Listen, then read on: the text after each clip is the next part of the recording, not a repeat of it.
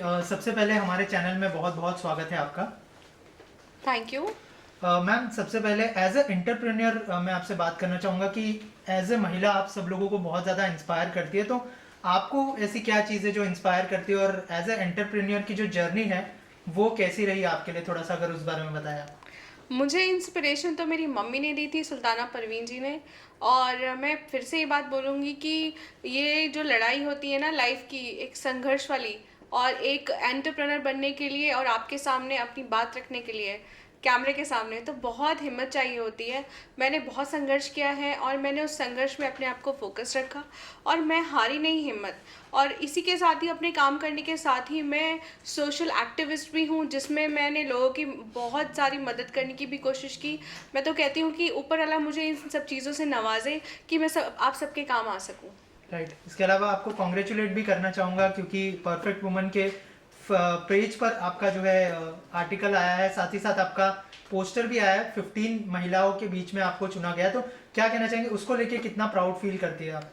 Proud तो सच में बहुत फील होता है। सुबह उठती हूँ मैं, जब आईने में अपने आप को देखती हूँ तो लगता है कि हर दिन मेरी अपने आप से एक कहते हैं ना कंपटीशन रहता है। और आपने जैसे बोला कि perfect women magazine which is India's number 1 leading magazine now, और इसकी जो एडिटर हैं खुशी गुरु भाई, जिनका मैं बहुत बहुत थैंक यू कहूँगी, प्रेरणा, इन सब ने मुझे इस लायक समझा कि they kept me in between 15 artistic women, जिसमें इशिता दत्ता से लेकर सेलिना जेटली एंड मैं भी आई हूँ।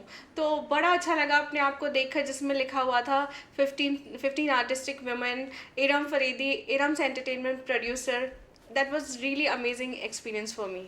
आपके लिए परफेक्ट वुमन की डेफिनेशन क्या है? परफेक्ट वुमेन वो होती है जो एक सामंजस्य बना के रखे, अपना धैर्य नहीं खोए, और एक एक कहते हैं ना कि एक ये क्योंकि भारत देश है, ये पुरुष प्रधान देश है, और उसमें अपनी एक छाप छोड़ के रखे। तो मैं कहीं ना कहीं अपने आप को इसीलिए परफेक्ट वुमेन मानती हूँ, क्योंकि मैंने इस चीज़ की मैंने आपको एक मिसाल भी दी है। तो इस वजह से मैं बहुत खुश हूँ कि मुझे इस लायक समझा गया है कि मैं परफेक्ट वुमेन कहलाई गई हूँ। राइट। जैसे हमने कहा कि आप एंटरप्रेन्योर है, प्रोड्यूसर है, एक्टर भी है, तो कैसे मैनेज कर पाती है और कौन सा जो काम है उसको सबसे ज़्यादा आपके दिल के करीब है, as a producer, as a actor या फिर एज अ एंटरप्रेन्योर? मेरे लिए चुनौतीपूर्ण सारे काम हैं, क्योंकि मैं सब सारे काम को दिल से निभाना चाहती हूँ। चाहे वो मेरा राबिया इंटरनेशनल कंपनी हो, उसकी एमडी हो, चाहे वो एक प्रोड्यूसर हो इरम्स एंटरटेनमेंट की, चाहे वो एक सोशल एक्टिविस्ट हो जो कि बेटी बचाओ बेटी पढ़ाओ में माँ शीला देवी संस्था में राष्ट्रीय अध्यक्ष है। तो मेरे लिए चुनौती सब जगह होती हैं। और इन सारी कहते हैं ना जितनी भी मुझे उपलब्धियां मिली हूँ, उन सबको निभाने में बहुत मेहनत लगती है, क्योंकि आपका हर एक कदम आपके लिए बहुत चुनौतीपूर्ण भरा होता है। तो मेरे लिए भी वैसा ही है। राइट। और हॉर्नबिल नाम की कंपनी के साथ जो है आप लोगों ने कोलैबोरेशन किया है, उसके बारे में कुछ बताइए कि ये कोलैबोरेशन किस तरह का होने वाला है और कब से शुरुआत होगी उसकी और कैसे हुआ ये कोलैबोरेशन?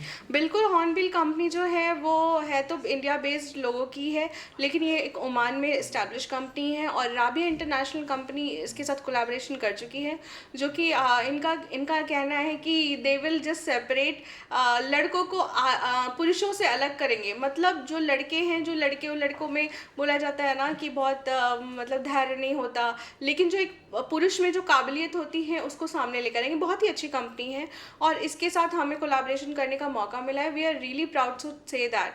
तो अब हमने काम भी करना स्टार्ट कर दिया, और बहुत जल्द आप बहुत अच्छे अच्छे प्रोजेक्ट्स आप हम सामने देखेंगे इंडिया के थ्रू। राइट। और एज एन एक्टर भी आप कुछ काम कर चुके हैं, और अब आगे आने वाले समय में क्या लोग आपको एज अ एक्टर देखेंगे या फिर एज अ प्रोड्यूसर आप कंटिन्यू करने वाली हैं?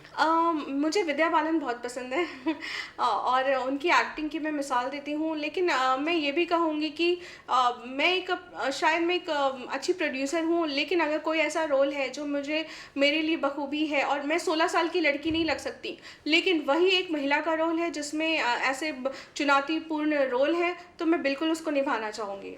आपकी फिल्म आने वाली है डिस्कनेक्ट, उसके बारे में कुछ बताइए, किस तरह की फिल्म होने वाली है और क्या इस फिल्म में एज ए एक्टर हम आपको देख सकते हैं? बिल्कुल, ये डिस्कनेक्ट नाम से ही आप समझ गए होंगे, क्योंकि ऐसी ही फिल्में आई थी, जूस, चटनी, जो कि बहुत फेमस हुई थी, आउच करके एक शॉर्ट फिल्म आई थी। राइट। तो मेरे जो ये जो नाम होते हैं ना, वो बिल्कुल ही डिफरेंट होते हैं, और एक हिंट के तौर पे मैं बोल सकती हूँ, मूवी की स्टोरी तो नहीं रिवील करूँगी, लेकिन इसमें एक कॉल डिस्कनेक्ट किया जाता है, which is really interesting part of the film.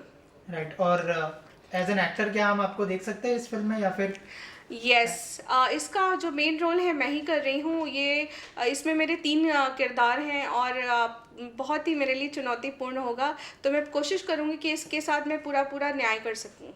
Right. और any upcoming project after this disconnect? Yes, हम बहुत सारे प्रोजेक्ट लेके आ रहे हैं। अब जैसे जैसे हमारा भारत देश कोरोना काल से उबर रहा है, तो हम कोशिश करेंगे कि हम ऐसी ऐसी फिल्में लेके आएँ जो सबको एक बहुत ही मेंटली सपोर्ट कर सके। चाहे वो एक कुत्ता जैसी वेब सीरीज़ हो जिसमें कॉमेडी होगी, या फिर टॉक शो ऐसा होगा, यूनिक टॉक शो, जिसमें हम ऐसे ऐसे लोगों को लेकर आएंगे जो विक्टिमाइज हैं। तो बहुत अच्छे अच्छे हमारे प्रोजेक्ट हैं जो पाइपलाइन में हैं, और आपको देखने को मिलेंगे। और जो ऑडियंस आपको देख रही है उनके लिए क्या मैसेज होगा आपकी तरफ से? मेरा मैसेज तो इतना ही है, मैं सबसे यही कहती हूँ कि सफलता का गुरु मंत्र होता है, तो मेरी सफलता गुरु मंत्र यही है कि मैंने हमेशा फोकस रखा अपने आप को, मैंने अपने काम से काम रखा, मैंने कभी किसी के काम में कहते हैं ना उड़चन नहीं डाली, या फिर मैंने कभी किसी को पॉइंट आउट नहीं किया, और सिर्फ अपने से मतलब रखा। तो मुझे लगता है अगर आप जितने भी पॉइंट्स हैं इनको आप फॉलो करते हैं लाइफ में, तो आप एक बहुत ही मशहूर और एक सफल इंसान बन सकते हैं। Thank you so much ma'am. Thank you so much.